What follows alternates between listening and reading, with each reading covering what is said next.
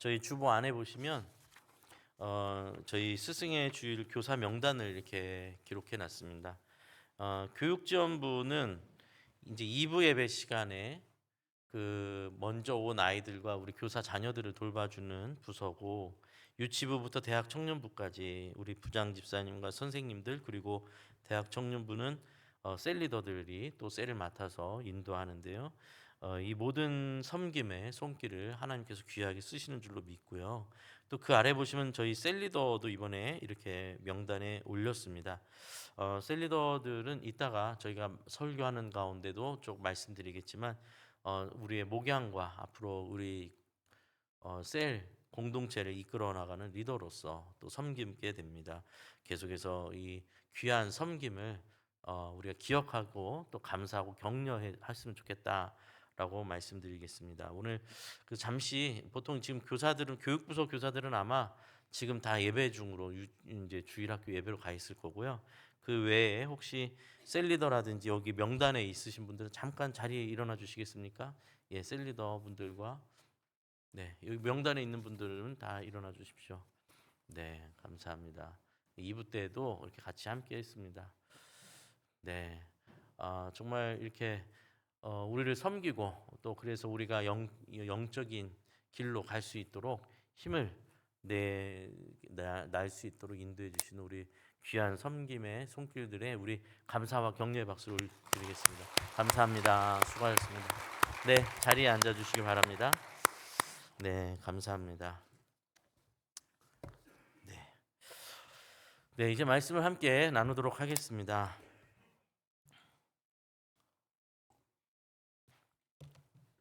오늘 저희가 읽은 본문 마태복음 13장 53절에서 58절까지를 함께 볼 텐데요.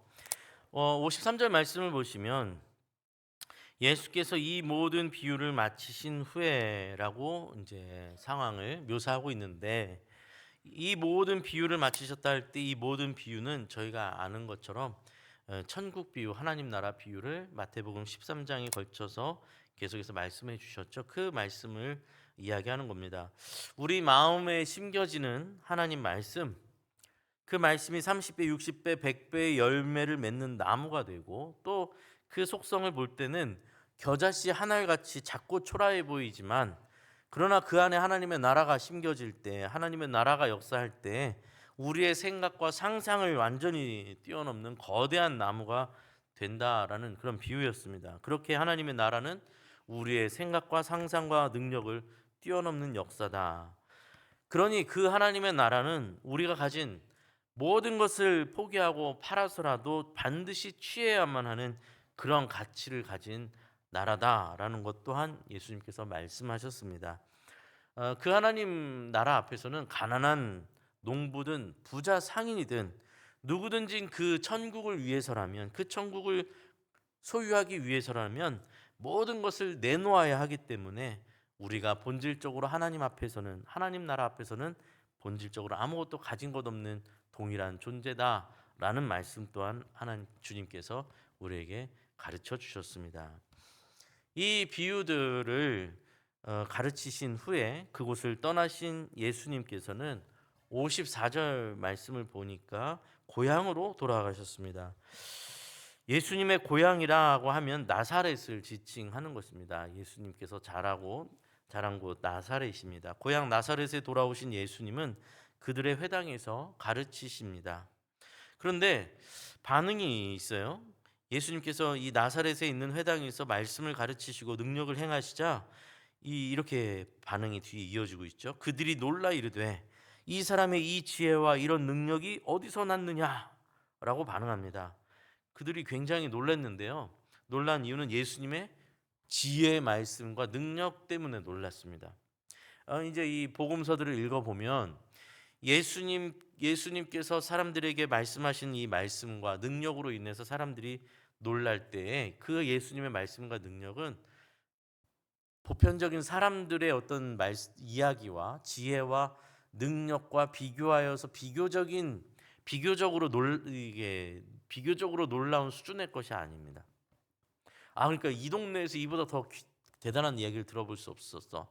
뭐 내가 아는 사람 중에 최고야, 이런 식의 비교해서 이렇게 말할 수 있는 놀람과 탄성이 아니고, 이건 완전히 이건 어떻게 상대할 수 없는, 어떻게 이런 이야기가 있지, 이렇게 말할 수가 있지, 이런 능력을 보여줄 수 있지라고 할 만큼 절대적인 하나님의 능력을 보여주신 것이거든요. 그래서 심지어 당시에 이스라엘의 최고 권위 지도자였던 종교 지도자들조차도 놀라서 말을 하지 못할 때가 많았고, 예수님을 어떻게든지 한번 말로 이렇게 넘어뜨리려고 왔다가 예수님의 답변을 듣고는 아무 말도 하지 못했다라고 할 정도로 예수님의 말씀은 큰 충격을 일으킬 만한 말씀들이었다라는 것입니다.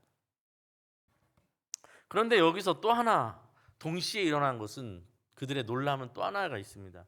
예수님의 이 놀라운 말씀과 지혜와 능력을 보면서 깜짝 놀라고 너무나 크게 놀라면서도 동시에 또 하나 놀라운 일은 뭐냐면, 그 일과 그 말을 행하고 있는 사람이 예수라는 거에 대해서 놀랐습니다.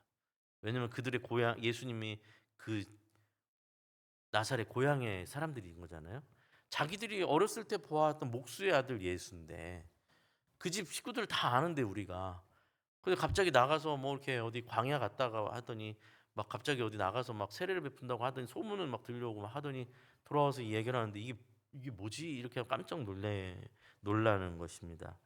자기들이 익히 알고 있었던 그 외적인 조건, 그 뭐 당시에 목수가 그렇게 부유한 직업도 아니었고 노동자였는데, 그냥 그런 가정의 평범한, 그리고 뭐 예수님이 정기 교육을 막 사도 바울처럼 엄청나게 받은 그런 분도 아닌데, 갑자기 이 종교 지도자들, 서기관과 바리새인들조차도 어쩔 줄 알면 어쩔 수 없는, 막 어쩌지 못하는 그런 지혜와 능력을 보여주시니까 그들이 깜짝 놀라는 거죠. 이게 어떻게 된 거지? 부조화를 막 느끼는 겁니다. 이게 뭐야? 어떻게 된 거야? 이렇게 되는 것이죠. 그래서 그들의 반응은 55절 56절에 나오고 있습니다. 그들의 반응이 이러죠. 이는 그 목수의 아들이 아니냐? 그 어머니는 마리아고 그 형제들은 야고보, 요셉, 시몬, 유다라 하지 않느냐? 그 누이들은 다 우리와 함께 있지 아니하냐? 그런즉 이 사람의 이 모든 것이 어디서 났느냐? 도대체 이게 어떻게 된 일이냐? 이제 이렇게 놀란 거죠. 우리가 뻔히 다 아는 집안 사람인데 도대체 이게 어떻게 된 일이냐?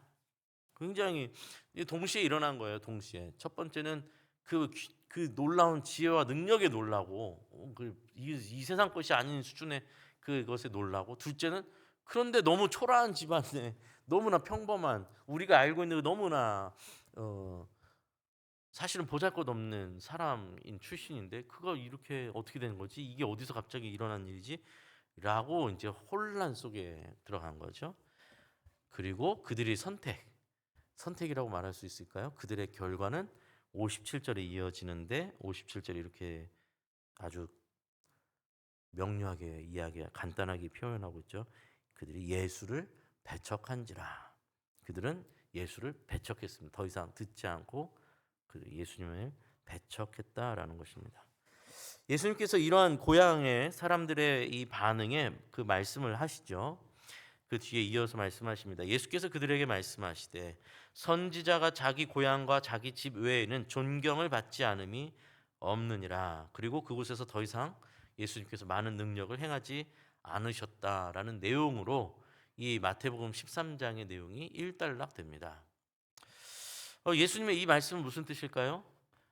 고향이 아닌 곳에서는, 집과 고향이 아닌 곳에서는 선지자들이 존경을 받는데, 오히려 고향에 와서는 존경을 받지 못하게 된다라는 말씀을 하시는 거죠. 왜 예수님이 그렇게, 예수님 말씀처럼 왜 선지자는 배척을 당하는가? 왜 예수님은 고향에서 배척을 당했을까요? 저희가 살펴본 것처럼 아주 단순합니다.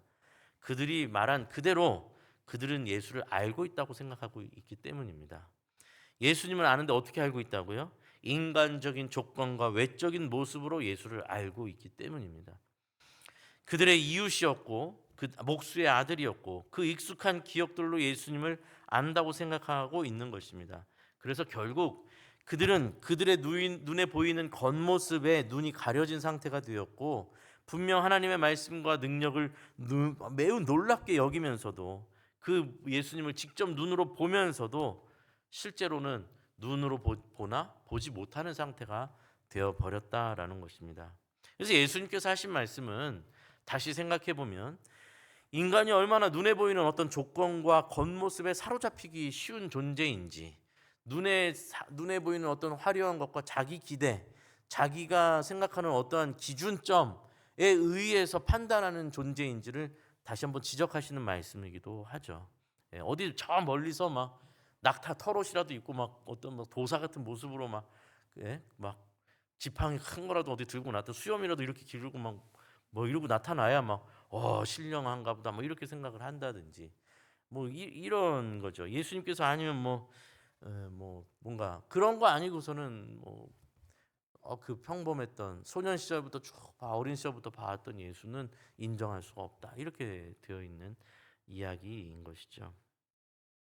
뭐 이런 예들은 너무 많죠. 사실 그 미국인 바이올리니스트 중에 그 조슈아 벨이라는 사람이 있습니다. 이 어려서부터 뭐 신동 천재성을 인정받고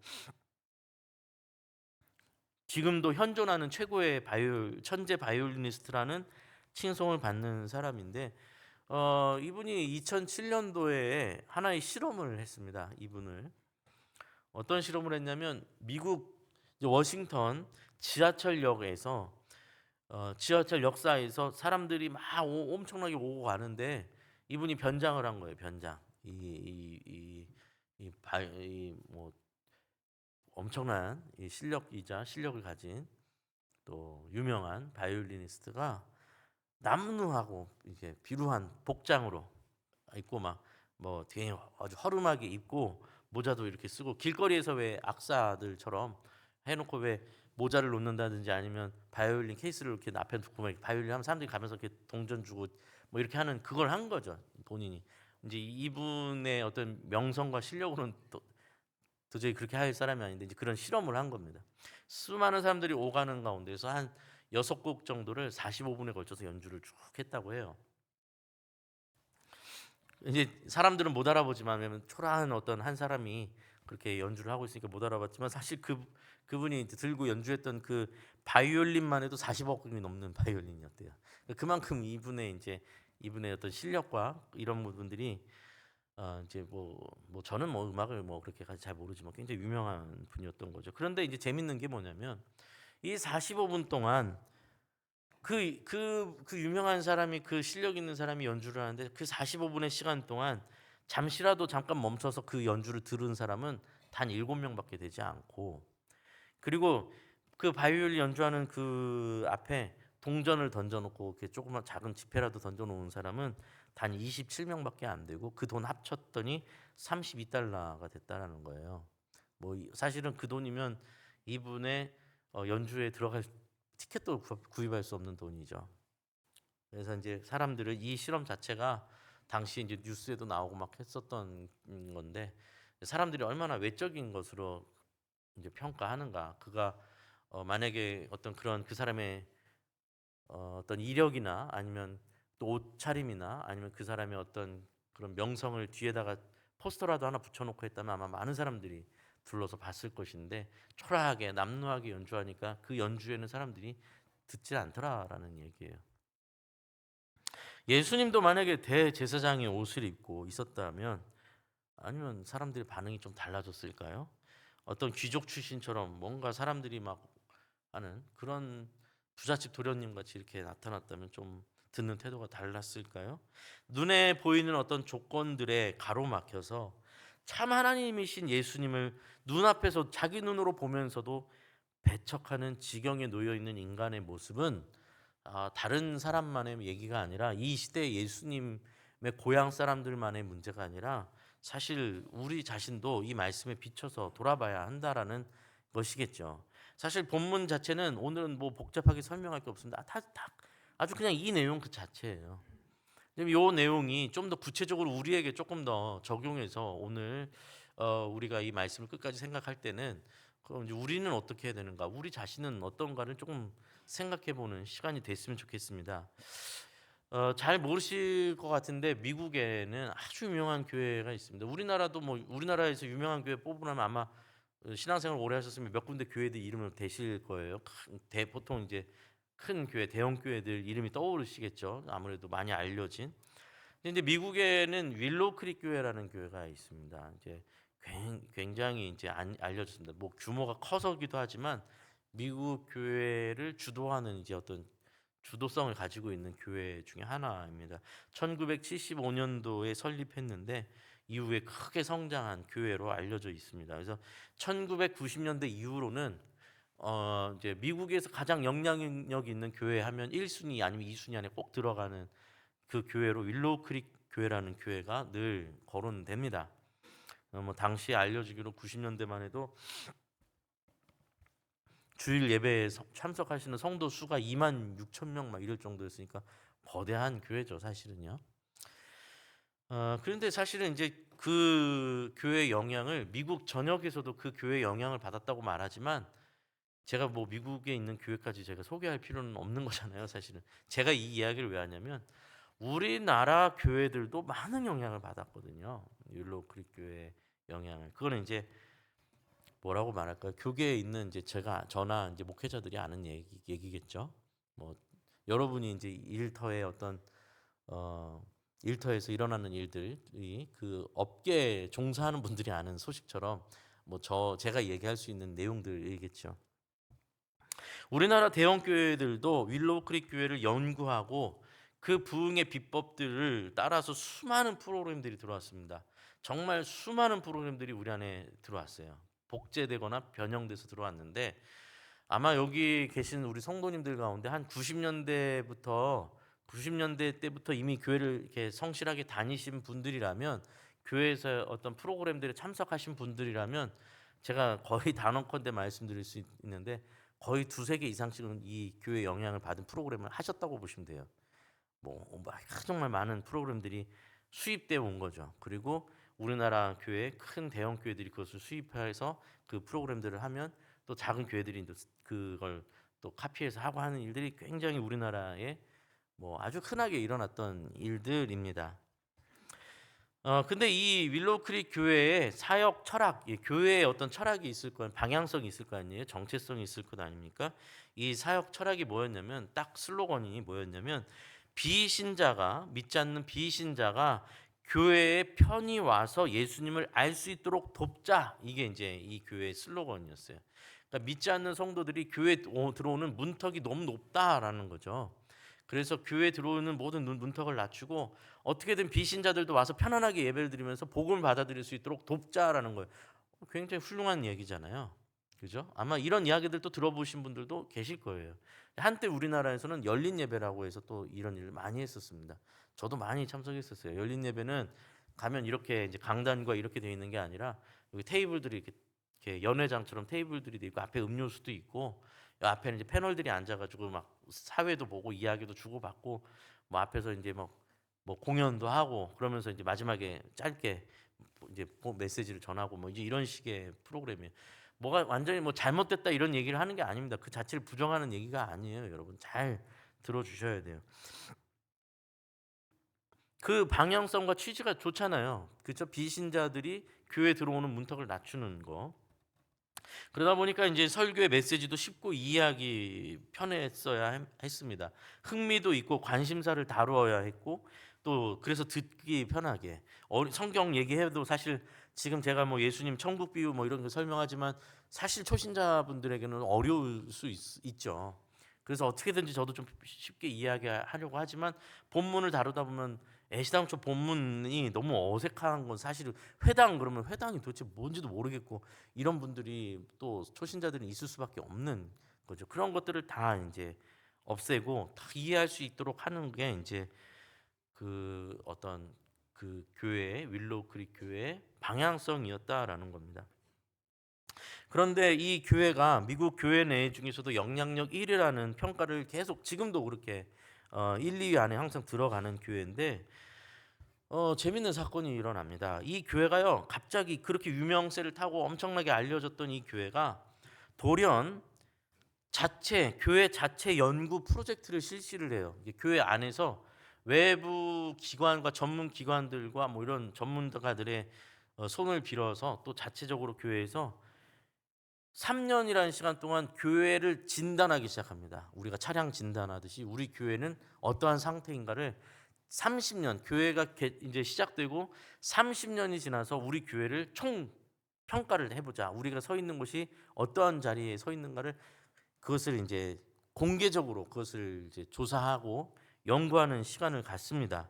그리고 3년이 지나서 이 결과를 공개적으로 발표하는데 굉장히 놀라운 발표를 하게 됩니다. 이건 뭐 제가 하는 얘기가 아니라 이제 그 윌로우 크릭 교회가 정식적으로 보고한 내용이에요. 30년간 수많은 사람들이 교회에 들어오고 또 교회 프로그램에 많은 엄청난 프로그램들을 참여했는데 이제 진단을 해보니 성경을 읽거나 기도 생활에 더 집중하거나 삶의 변화와 헌신에는 거의 성장이 없었다라고 평가가 나온 거예요. 그 당시에 담임 목사셨던 이 빌 하이베이스 목사님은 그래서 이 결과를 공개하면서 결론으로 이렇게 본인 입으로 딱 선포를 합니다.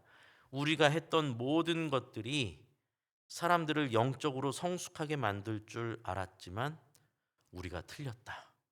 이게 이 목사님이 하신. 저는 사실 이걸 인정하고 이렇게 또 조사하고 발표하는 것 자체도 참 대단한 어떤 마음이라고 생각을 합니다. 근데 이제 이 사건이 매우 당황스러웠던 것은 아까도 말씀드렸지만 이 교회가 미국 내 영향력 1위에 항상 뽑혔던 교회고 그 교회를 따르고 그 교회를 벤치마킹하고 했던 수많은 교회들은 도대체 어떻게 되는 거가 되냔 말이죠. 그죠? 그 아까도 말씀드렸지만 우리나라 대형 교회들도 그때부터 대형 교회들이 막 생겨나기 시작했고 대형 교회들이 생겨날 때 수많은 프로그램들을 만들고 막 했었던 것이 기억나는데 그리고 또 대형 교회들이 그렇게 하면 또 그 프로그램들이 또 번지잖아요. 중소형 교회들이 하고 작은 교회들도 다 그 따라갔던 그런 문화 흐름이 있었는데 교회의 어떤 흐름들이 있었는데 맨 앞에서 매 그 일을 주도하고 앞장섰던 교회가 우리가 틀렸다 이렇게 발표를 해보니 도대체 이거 얼마나 난감한 이야기입니까? 이후에 이 발표를 한 윌로우 크릭 교회는 프로그램 중심의 교회에서 말씀 중심의 교회로 방향을 전환했다고 저는 이제 듣기는 했습니다. 뭐 제가 미국에 있는 게 아니니 뭐 자세한 내용은 그 다음에 어떻게 진행되고 있는지 모르겠습니다만은 뭔가 변화가 있겠죠. 그런데 사실 이제 그때를 제가 기억해 보면 2007년도인데요.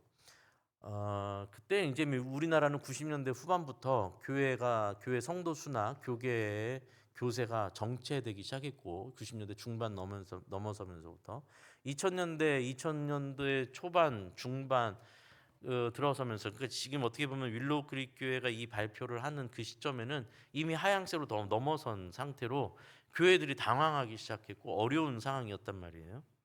그러다 보니 교회들은 더욱더 열심히 프로그램들을 가져오고 세미나를 하고 교회를 다시 일으켜 세우는 일에 몰두하고 있었던 타이밍이었던 걸 저는 기억을 하고 있습니다. 그런데 바다 건너 윌로우 크릭 교회에서 우리가 잘못됐다라고 발표를 했으니 이게 얼마나 당황스러운 이야기입니까? 그렇죠? 근데 제 기억에는 그 뉴스가 교계나 신학교나 뭐 저희 같이 목회자들한테는 이제 큰 뉴스였는데 뭐 크게 알려지진 않았을 겁니다. 성도님들한테. 그리고 교회들은 양갈래 길에 서게 됐던 것으로 저는 기억합니다. 무슨 얘기죠?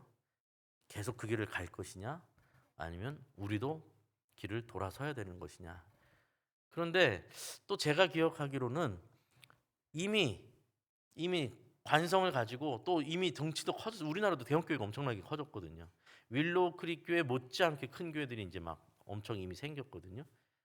윌로우 크릭 교회를 따라가기보다는 이젠 자체적으로 그 길을 계속 우리는 이 철학을 계속 유지하면서 가는 교회들도 저는 많이 있었다고 생각하고요.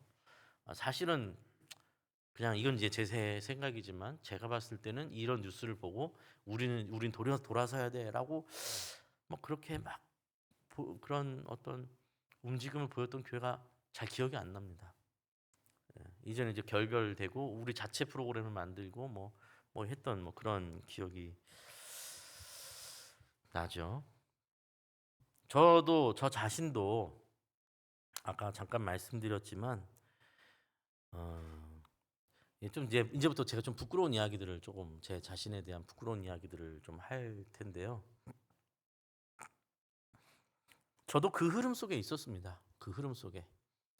저도요. 그 20대 초 저는 대학을 신학대학을 갔기 때문에 그리고 이제 군대를 다녀와서 군대 제대하고 나서부터 바로 전도사 사역을 시작해서 그게 아마 2001년도로 기억하거든요. 저 첫 사역지가 모교였고 그때 아직 여전히 신학 대학생이었고요. 그러니까 제가 진짜 안 다녀본 세미나가 없었어요. 우리나라에서 하는 세미나란 세미나 다 가봤습니다. 왜냐하면 저는 이제 배우는 입장이고 앞으로 내가 이제 그 당시에 20대의 젊은 막 에너지 넘치는 앞으로 목회를 하거나 선교사가 되거나 이제 이렇게 생각을 하고 있었기 때문에 그 많이 배워가지고 교회를 부흥하고 또 교회를 세워지는 일에 내가 뭐 몰라서 안 하면 안 된다라는 생각을 가지고 제가 진짜 뭐 사비를 털어서 엄청나게 세미나를 돌아다녔습니다. 뭐 아마 얘기하면 웃으실 수 있는 세미나도 엄청 다녔어요. 제가 탬버린 세미나도 갔었어요. 탬버린 세미나. 예, 탬버린을 가르쳐 주는 찬양에 맞춰서 어떻게 탬버린을 치는지 그런 세미나도 있어요. 돈 내고 가서 한 거예요. 배운 거예요. 가가지고 버스 타고 가가지고 가서 하루 종일 탬버린 막 박자에 맞춰서 막 아니 그것도 탬버린도 나름 배우면 되게 복잡해요.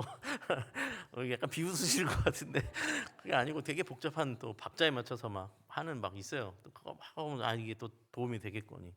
또 언젠가는 또 종로에서 또 100주년 기념관이었던가 기억이 거기서 또 속독하는 법 해가지고 속독 해가지고 막 성경을 백독하신 분이 막 속독하는 법뭐 해가지고 뭐 속독 배워서 또 말씀을 또 빨리 내가 하루에 한 번이라도 더 본다고 해가지고 가서 막 거기서 앉아서 막 세미나도 하고 뭐 온갖 세미나 막 뭐 많았잖아요. 우리나라에 막 알파 세미나, 두나에게 세미나 뭐 오만 가지 세미나가 다 있었는데 제가 안 해본 게 없습니다.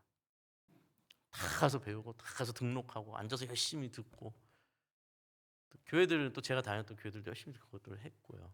지금 조금 오해하시면 안 됩니다. 그 자체가 다 잘못됐고 뭐 이런 식으로 얘기하는 게 아니에요. 여러분 오해하시지 마십시오. 또 유익한 것들도 있죠 당연히. 근데 이제 저 얘기를 하는 겁니다. 제 얘기. 제가 이제 그렇게 찾아다녔어요. 그렇게 열심히 그런 프로그램으로 막 열심히 했습니다. 이제 전도사 사역으로 두 번째 사역지로 기억하는데 수원에 있던 한 이제 동네에서 오래된 유지교회 동네 이제 오래된 교회에 부임하게 되었어요. 전도사로 유초동부를 맡았어요.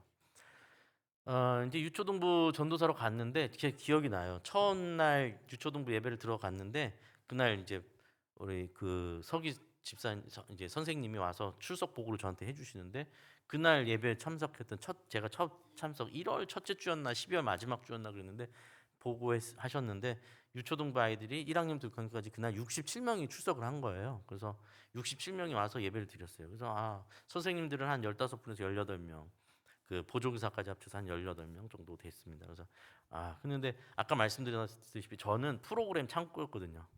이제 이 교회를 부흥시켜야 돼. 우리 아이들을 교육 부서를 부흥시켜야 된다. 제가 진짜 또 이 이야기를 안 한 프로그램이 없어요. 안 한 프로그램.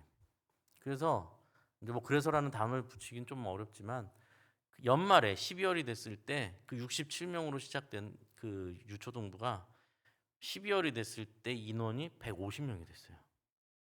얼마나 놀랄 일이겠어요, 교회에서도. 선생님들도 막 더 막 지원 들어오기 시작해서 30명이 교사가 30명이 됐어요. 유초동부실이 저희 유스홀만 했는데 자리가 없어가지고 무릎 꿇고 막 꽉꽉 껴가지고 예배를 드리는데도 애들이 한 주에 막 20명씩 왔어요. 되게 자랑하는 것 같죠?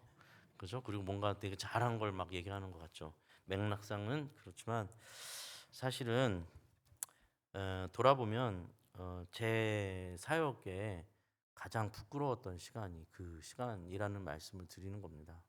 돌아봤을 때 가장 부끄럽고 창피한 사역 기간이 바로 그때였습니다. 제가 진짜 안 한 게 없습니다. 막 출석 선물 뭐 지금 뭐 그 당시에는 카페에서 하지도 않았던 마일리지 쌓아가지고 5번째 오면 뭘 주고 10번째 오는 그 카드 만든 것도 제가 막 만들어서 그런 거 다 하고 애들 오면 출석 도장 찍고 뭐 하고 토요일에는 막 해리포터 틀어주고 영화관 막 상영하고 뭐 솜사탕 하여튼 안 한 게 없어요. 안 한 게. 그러더니 막 애들이 동네 소문이 나가지고 막 물밀듯이 몰려오고 교회에서는 또 분위기가 얼마나 좋았겠습니까? 막 분위기 막 좋았고, 그러니까 막 부장 집사님이 막 흥분해가지고 올해 전도상은 그러면서 갑자기 자전거를 벽에다 탁 걸어놓고, 예, 오면 전도상은 자전거다 그러니까 애들이 또 막 자전거 타려고 막 난리가 났었죠. 그런데 이제 하나님께서 저를 중국으로 보내셨어요. 중국 가서 한인교회 가서 어, 유학생들, 청년 대학생들을 이제 맡아서 사역하게 되었습니다. 본래 그 교회를 개척하셨던 중국의 남경이라는 곳인데, 그곳에서 유학생 사역으로 개척하셨던 목사님께서 유학생들을 대상으로 사역을 해서 잘 이렇게 모여서 예배를 드리고 있었는데, 교육 도시거든요, 거기가. 근데 이제 그곳에 이제 한국인 사업가들과 직장인들이 막 오기 시작하면서 장년부가 그만큼 또 이렇게 커지게 되니까, 이제 목사님께서 장년부를 담당하시고 유학생들을 이제 맡게 담당할 사역자를 청빙했는데, 제가 이제 그렇게 가게 된 겁니다. 그 교회가 저희 교단 합신 목사님이셨어요. 제가 그 전에는 이제 통합측이라는 큰 교단에 있었기 때문에, 그래서 이제 거기서 5년 동안을 그 목사님 유한열 목사님이란 분인데, 그분이 저한테 굉장히 큰 은사분이세요. 그분 목회를 옆에서 같이 이렇게 지켜보면서 배웠습니다. 많이 배웠죠. 근데 이제 처음에 한 2년 동안은 말은 못하고 속으로 끙끙거렸어요. 너무 답답한 거예요. 아니 이거 좀 이렇게 하면 엄청 사람들 막 올 것 같은데, 이거 좀 이렇게 하면 사람들 막 교회가 더 커질 것 같은데, 왜 이렇게 요령이 없어 보이고 답답해 보이는 거예요. 이거 들으시면 안 되는데. 하여튼 뭐 그런 마음이 막 들었었어요, 2년 동안. 그런데 뭔가 다르고, 뭔가 이제 그 이질적인 걸 제 안에서 많이 느끼면서 시간을 이제 계속 같이 갔습니다. 그리고 목사님께서 했던 어떤 그 유학생 사역을 제가 이어받았으니까, 그 포맷을 그대로 저도 이제, 원래 제가 제 스타일이 아니라 프로그램 중심 사역이 아니라 그 말씀 가르치는 사역으로 전환이 된 거죠. 저도 제가 이제 담임 목사님을 따라서 그 사역을 하면서. 근데 이제 그 기간이, 그 중국에서 그렇게 사역하는 기간이 저를 완전히 180도 바꾼 기간이 됐죠. 그 목사님의 좀 답답하게 느껴졌었던 목회 속에서 사람들이 변화되는 걸 제가 보기 시작했습니다. 예, 진짜 많이 변화되는 걸 보고, 또 저도 그 목사님의 방향대로 같이 성경 공부를 하고 같이 이렇게 하는 가운데에서 많은 생각을 하게 되고, 좀 이상한 표현일 수 있겠지만 저 자신이 성경을 진지하게 읽기 시작했습니다. 그럼 그 전에는 진지하게 안 읽었냐고요? 아이, 진지하게 그때도 읽었었죠. 그 전에도 당연히 진지하게, 전도사인데. 근데 그 진지함에 방향성이 있었다라는 거예요. 방향성. 그러니까 표현하자면 성경 속에서 화려함을 찾고 있었다고 말하면 맞는 말인 것 같습니다. 제가 봤을 때 제 사역이 그랬고, 제가 생각하는 목회가 그랬고, 교회가 그랬던 거니까요. 그래서 이 말씀은요, 조금 엄밀하게, 조금 더 명확하게 오늘 본문하고 연결 지어서 말씀드리자면, 제가 바로 그 예수님의 고향 사람들과 다를 것이 없었던 사람인 거예요. 제가 기대하는 예수님과 제가 바라는 예수님이 있었던 거죠. 그리고 그게 목회였고, 그게 교회라고 생각을 하고 있었던 거죠. 그러나 이제 어느 순간부터 성경을 진지하게 읽게 되고, 성경을 성경으로 보게 되고, 내가 기대하는 예수, 내가 기대하는 하나님의 역사가 아니라 진짜 하나님께서 원하시는 것, 진짜 하나님께서 말씀하시고 싶어하는 것, 진짜 예수님께서 하시고자 하시는 말씀, 성경이 무엇을 말하고자 하는 것에 대해서 조금씩 눈을 뜨다가, 어느 순간에, 저는 지금도 굉장히 기억이 납니다. 벌써 20년 된 이야기인데, 제가 성경을 읽고 공부하다가, 성경 공부를 이제 하려고 연구하고 읽다가 책상에 앉아서 이렇게 하다가 갑자기 막 이게 막 주체할 수 없는 마음에 의자를 밀어내고 바닥에 무릎을 팍 꿇고 눈물을 흘리면서 회개하면서 기도했던 그날이 지금도 생각이 납니다. 그러면서 하나님한테 엄청나게 울면서 그때 기도를 했습니다. 하나님, 지금까지 제가 잘못했습니다. 완전히 틀렸습니다. 방향이 완전히 틀렸습니다. 하나님 말씀을 내가 완전히 잘못 이해하고 있었습니다. 영혼을 살리는 일이 아니라 눈에 보이는 결과에 내가 사로잡혀 있었습니다. 그래서 막 그때 그게 이제 저한테는 개인적으로 굉장히 큰 전환점이 됐던 시간이라고 고백할 수 있습니다. 이후로 지금까지 부족함 투성이지만 그 길을 놓치지 않으려고 몸부림은 치고 있습니다. 이제 여러분 기억하실 때마다 이 길을 잘 걸어갈 수 있도록 기도해 주시면 좋겠습니다. 이게 제 부끄러운 과거의 이야기고요.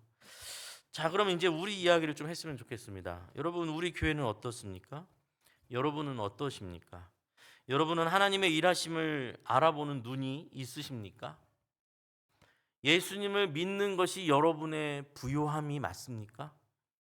예수를 아는 것이 여러분의 힘이 맞습니까? 예수님을 믿는 것이 여러분의 축복이 되고 복의 근원이 되는 것이 맞습니까? 아니면 예수를 믿어서 세상의 부요함을 꿈꾸고 계시지는 않습니까? 여러분의 신앙은 또 우리 교회의 방향성은 어떻습니까? 정말 말씀이 내 안에 날마다 새롭게 심기고 그 말씀의 통치가 나를 변화시키고 있으십니까? 나는 그 말씀을 향해서 어떻게든 자꾸만 나가서 듣고 엎드리려는 어떤 그 몸부림이 여러분 안에서 일어나고 있습니까? 들으면 마음이 찔리기도 하고 들으면 마음이 괴롭기도 한데 그 말씀이 나를 향해서 딱 지적하는 것 같아서 아프기도 하지만 그러나 그 말씀이 나를 살리는 것 같은 그 마음에 그 생명을 향한 그 감각이 깨어나서 불편하지만 그 말씀을 향해서 계속 나아오는 그런 여러분 삶의 변화가 있습니까? 우리 자신을 여러분 돌아보셔야 합니다. 마찬가지로 우리 교회는 그것을 중심으로 진행되고 있다고 생각하십니까? 영혼이 살아나고 새 힘을 얻는 생명의 역사가 우리 교회 공동체 안에서 계속해서 일어나고 있습니까? 그것이 없다면 여러분 우리 교회는 죽은 교회가 되는 겁니다.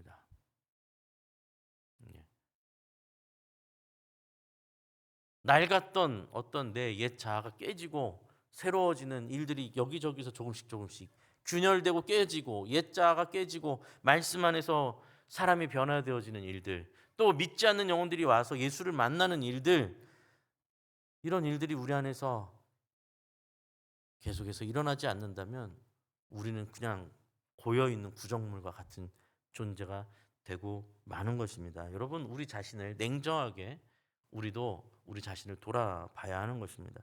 여러분 아시다시피 지난 한 주는 여성 셀리더들과 함께 또 회장님들과 함께 제주도에서 수양회를 가졌습니다. 제가 월요일 팀을 이제 인도에서 가서 1박 2일, 2박 3일 팀들이 계속 들어올 때 제가 이제 그 한 조마다 우리 셀리더 분들 만나고 이제 중요한 프로그램들을 가졌습니다. 그 내용은 제가 이제 함께 했던 내용들은 우리 교회에 관한 내용들이고 우리 셀에 관한 내용들입니다. 우리의 정체성에 관한 이야기고 앞으로 우리의 미래에 대한 이야기들을 진지하게 나눴습니다. 너무 중요한 이야기입니다. 그리고 우리 모두에게 우리 셀리더의 이야기가 아니라 우리의 이야기니까 제가 잠시 간단하게 그 말씀을 공개하려고 합니다. 지금까지 우리 교회 셀은 최근 몇 년간 코로나와 여러 가지 어려움들 겪으면서 특히나 우리 교회의 어떤 셀과 조직, 여전도의 남선교회는 청소와 식당 봉사를 위한 어떤 조 모임처럼 많이 운영이 됐던 것이 사실입니다. 그게 현실적인 평가라고 말할 수 있겠습니다. 교회 청소 및 주일 식사 당번 설거지를 치러내는 것이 어떤 셀이나 여전도의 남선교회의 목표처럼 운영이 됐던 것이 사실입니다. 그러나 여러분 얼마나 오랜 시간이 걸릴지는 모르겠지만 이제 그 판을 뒤집으려고 합니다. 그것이 이번 수양회에서 첫 번째로 우리 리더를 맡으신 셀리더 분들과 여전도 회장님들을 제주도까지 모여서 수양회를 해야 했던 목적입니다. 물론 여러분 청소도 매우 귀중한 일이고요. 그 다음에 식당 봉사도 아주 귀한 신앙의 섬김입니다. 당연하죠. 그러나 이것이 우리의 본질과 우리의 목표와 최종적인 신앙의 본질은 아니다라는 것입니다. 셀 자체가 청소와 식당 봉사를 위해서 만들어진 것이 아닙니다. 셀은 영적인 공동체가 되어야 합니다. 야유회도 가는 것도 필요하고 좋은 시간을 보내며 친해지는 것도 그 과정에 너무나 필요합니다. 그런데 그 최종 목적지는 목적도 아니고 친목도 아니고 단합도 아닙니다. 여러분 만약에 여러분 가운데 그 이상의 어떤 기대를 하고 있지 않다면 이제부터 그런 소망을 좀 품으셨으면 좋겠습니다. 교회라는 곳이 내가 속한 셀이 그냥 뭐 봉사 때 되면 청소하고 때 되면 식당 봉사하고 때 되면 뭐 하는 그거 때문에 있는 거지 뭐라고 생각하신다면 이제부터는 그걸 깨트려 나가려고 한다라는 말씀입니다. 그러니 이걸 깨트려 나가려고 하는데 여기에 동참하지 않으시고 버티시면 누가 괴롭냐면 버티시는 여러분이 괴로우실 거예요. 그러니까 빨리 포기하시는 게 좋습니다. 빨리 포기하시. 아마 저도 상황을 알고 있습니다. 셀 모임 가운데는 뭐 예를 들면 이번에도 또 기도 제목을 좀 셀원들한테 받아주십시오, 받아서 와주십시오 했는데 카톡을 남겼는데 한 명도 답하지 않는 셀들도 있어요. 예. 그 셀 리더 여러분이 리더라고 생각하시면 얼마나 힘 빠지는 일이에요. 나 하나만 안 한 줄 알고 계실 거예요 아마. 딴 사람들은 다 했겠지. 이제 뭐 이걸 가지고 무슨 비난하고 정죄하려고 하는 것이 아니라 우리가 지금까지 어떤 그런 정체성을 제대로 못 발휘하고 못 누리고 살았다라는 얘기입니다. 그러나 이렇게 계속 갈 수는 없습니다. 셀은요, 우리 최소한 이 소그룹의 공동체는 서로를 위해서 기도하기도 하고 서로에게 도전이 되고 또 서로 간증을 하기도 하고 말씀을 나누기도 하고 어려운 일이 있을 때 기도 부탁을 하고 또 어려운 일 있을 때 위로해주고 같이 눈물을 흘려주고 이 영적인 공동체가 되어야 되거든요. 이번 몇째 주 식사 당번입니다. 이걸로 끝나는 게 아니에요. 이것을 환기하고 이제부터 이 모든 것이 전환됩니다라는 것을 말씀드리고 그것을 또 함께 마음을 모으기 위해서 제주도에서 이렇게 모였던 것입니다. 다 마찬가지로 동의하셨고 또 그 마음을 모을 수 있어서 너무 감사하고 있습니다. 이제 이것은 저와 셀리더와 우리 교회의 어떤 리더들만의 문제가 아니라 여기 있는 모든 우리 여러분 성도님들의 문제가 됩니다. 교회는 관람하러 오는 것이 아닙니다. 와서 예배 보러 오는 것도 아니에요. 예배를 드리고 그냥 나는 혼자서 조용히 신앙생활 해야겠다. 제가 근데 셀리더 분들한테도 이런 말씀을 드렸어요. 사람들 중에는 이미 교회에서 상처를 받고 많은 큰 상처를 받고 교회를 옮겨서 오신 분들이 또 있어요. 시간이 필요한 경우들도 있습니다. 기다려 드리게 되기도 합니다. 기다려 드릴 겁니다. 여러분 뭐 강제로 막 어떻게 하지는 못하죠. 그러나 계속해서 권면할 거고 계속해서 교회는 그 방향을 향해서 갈 거라는 것을 여러분 기억하셔야 됩니다. 우리 교회는 계속해서 그 방향으로 갈 겁니다. 그래서 함께 삶을 나누고 신앙을 나누고 신앙의 성장을 같이 도모하는 동반자로 우리가 주님 앞에 가는 그날까지 믿음의 동행자로 계속해서 세워져 나갈 겁니다. 남성들도 저한테는 이제 다음 숙제입니다. 우리 남선교회도 지금 여전도회와 여전도회 셀 이거 하느라고 지금 제 계산법으로 한 2년을 쏟아붓고 있는 상태예요. 이제 큰 전환점에 왔다고 생각되고 이 전환점부터 또 몇 년이 걸릴 거라는 생각은 하지만 남성교회는 아직 제대로 시작도 못하는 상태거든요. 남성교회 우리 동지 여러분 힘을 내시고 사실은 우리 남성분들이 신앙의 가장으로 먼저 서야죠. 그렇지 않습니까? 우리가 먼저 믿음의 가장으로서 먼저 서서 함께 남선교회를 먼저 같이 함께 이렇게 세우는 일도 계속해서 앞으로 차근차근 해 나가도록 노력하겠습니다. 힘을 내 주십시오. 우리는 예배 공동체고 말씀 공동체고 은혜 공동체이고 신앙 공동체입니다. 여러분 이게 우리의 본질이에요. 우리는 서로 거울을 보듯 서로의 얼굴을 보며 도전을 받기도 하고 위로를 받기도 해야 합니다. 누구 안에서? 예수 그리스도 안에서 그렇습니다. 주님 오시는 날까지 우리 개개인은 주님 앞으로 가는 그 날까지 함께 이 길을 걷을 것입니다. 화려한 어떤 교회가 아닙니다. 프로그램 많이 하는 교회 그런 교회로 우리가 만들어지는 게 아닙니다. 같이 웃고 같이 웃고 어두워지는 세상 속에서 믿음의 동역자로 서로를 사랑하고 서로에게 배우고 서로에게 힘이 되는 작지만 위대한 사랑의 공동체가 되어야 할 것입니다. 이를 위해서 마음을 모으고 함께 이 길 걷자고 이제 우리 제주 수양회에서 함께 제가 이 기도 제목을 나누고 함께 기도를 했던 것입니다. 사랑하는 우리 시흥평안교회 성도 여러분, 오늘 성경 본문에서 예수님은 고향 사람들에게 배척을 받았습니다. 그들의 익숙함이 그들의 선입견이, 그들의 가지고 있던 가치관들이 예수님의 들어갈 틈을 만들지 않았습니다. 예수님을 그냥 배척했습니다. 아, 그냥 다 알아. 저 예수 우리가 다 아는데 저 예수한테 들을 게 없어. 그들이 예수님을 배척한 명분은 바로 그것 아니었습니까? 별 볼 일 없어 였다라는 것 여러분 잊으시면 안 됩니다. 삶의 변화는 여러분 돈으로 자기 개발로 되는 게 아닙니다.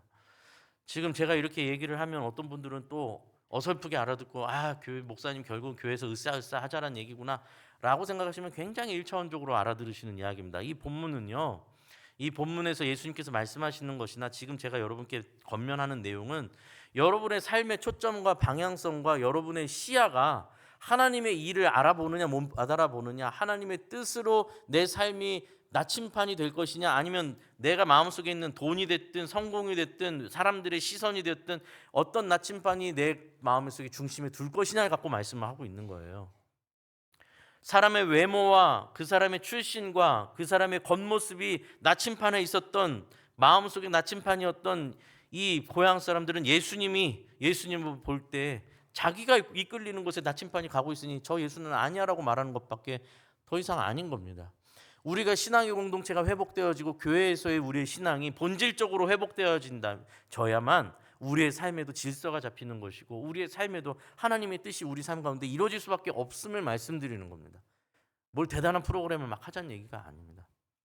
우리의 삶의 우선순위, 우리 삶의 본질, 교회로서의 나의 정체성을 찾지 않으신다면 신자는 길을 잃게 된다라는 말씀을 드리는 것입니다. 그러니 함께 힘을 모아 하나님이 원하시는 그 길을 향해서 같이 걸어가자라는 말씀을 드리는 것입니다. 만약 돈으로 되는 것이었다면, 이 하나님의 나라가 돈으로 가질 수 있는 것이었다면 농부는 전 재산을 팔아서 밭을 사는 게 아니라 돈을 가지고 있었겠죠. 진주를 사는 사람도 돈을 유지했겠죠. 전 재산을 파는.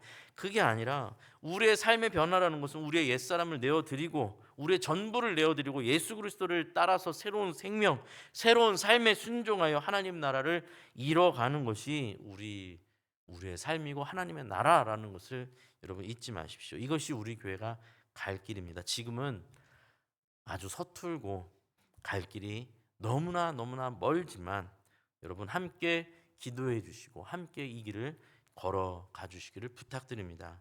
하나님께서 기뻐하시는 인생이 될 것이고 우리의 가정이 될 것이고 교회가 될 것이라고 저는 믿습니다. 이 일을 이루어가시는 하나님, 우리에게 이 길을 요청하시고 초대하시는 주님, 그 주님을 알아보고 그 주님을 따라가는 저와 사랑하는 우리 시흥평안교회 성도님들 되시기를 간절히 기도합니다. 기도하겠습니다. 하나님 아버지 감사합니다. 주님께서 이 땅 가운데서 특별히 주님께서 자고 사셨던 그 고향에서 예수님 배척당하시는 참 어이없는 일을 보면서 동시에 그들의 얼굴 속에 우리의 얼굴이 있을 수도 있다는 것을 오늘 다시 한번 생각하게 됩니다. 하나님, 우리가 정말로 우리 마음의 중심이 무엇을 향하고 있는지 우리 자신을 돌아봤으면 좋겠습니다. 하나님의 뜻에 순종하고 있는지, 하나님의 말씀에 순종하여 내 삶이 변화되어지고 있는지, 그렇게 하기 위해서 말씀의 공동체 안으로 들어오고 있는지 우리 자신을 돌아보게 하여 주시고, 나 편한 신앙, 어디 죽어서 구원받을 천국 갈 신앙에 머무르는 그런 신앙이 아니라 참 하나님의 나라를 살아내는 그 영광을 누리는 저희들 될 수 있도록 인도하여 주시옵소서. 이제는 우리 주 예수 그리스도의 은혜와 하나님의 무한하신 측량할 수 없는 크신 사랑과 성령님의 보호하시고 인도하시고 교통하심이 이 말씀을 마음에 기억하며 가슴에 새기고 우리의 삶이 변화되어지기를 소원하는 여기 있는 모든 하나님의 백성들, 자녀들 머리 위에 삶의 터전 위에 이제부터 영원까지 함께해 주시기를 간절히 축원하옵나이다. 아멘. 아멘.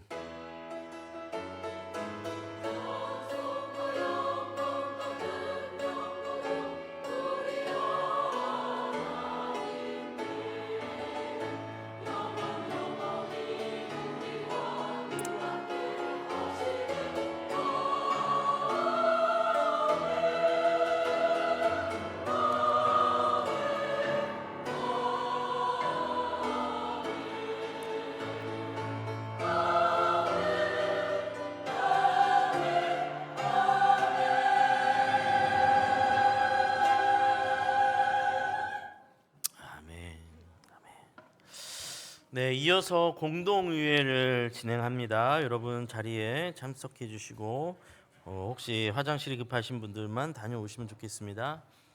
네, 유인물을 받아 주십시오.